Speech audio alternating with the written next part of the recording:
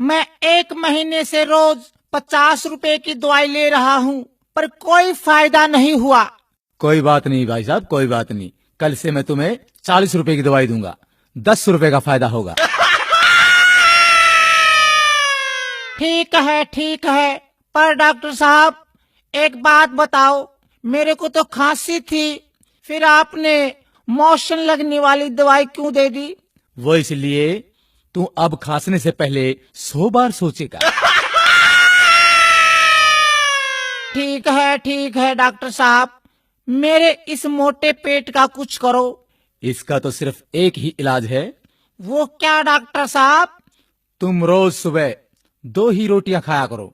ठीक है, पर एक बात बता दो डॉक्टर साहब, ये 2 रोटियां खाने से पहले खानी है या खाना खाने के बाद में? ओहो, चल रोटियों को छोड़ो। स्वास्थ्य के लिए आप रोज एक्सरसाइज किया करो।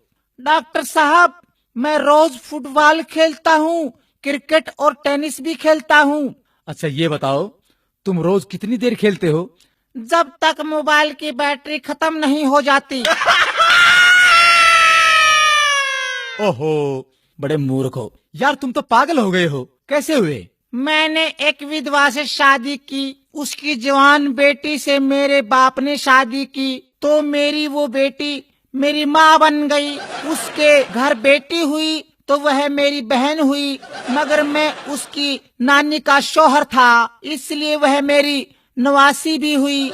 इसी तरह मेरा बेटा अपनी दादी का भाई बन गया, और मैं अपने बेटे का भांजा, और मेरा बाप मेरा दामाद बन गया, और मेरा बेटा अपने दादा का साला बन गया।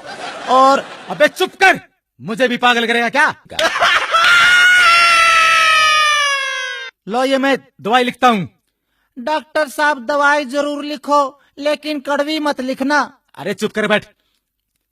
डॉक्टर साहब दवाई जरूर लिख दो, पर कड़वी मत लिखना। रमत तेरी खातिर 1 किलो जलेबी लिख दूं? बैठ जा, ज्यादा मत बोल। डॉक्टर साहब पर्चे पर ऐसा क्या लिखते हो जो सिर्फ मेडिकल स्टोर वाले ही समझ पाते हैं? मैं लिखता हूँ, मन्ना तो लूट लिया और तू भी लूट ले।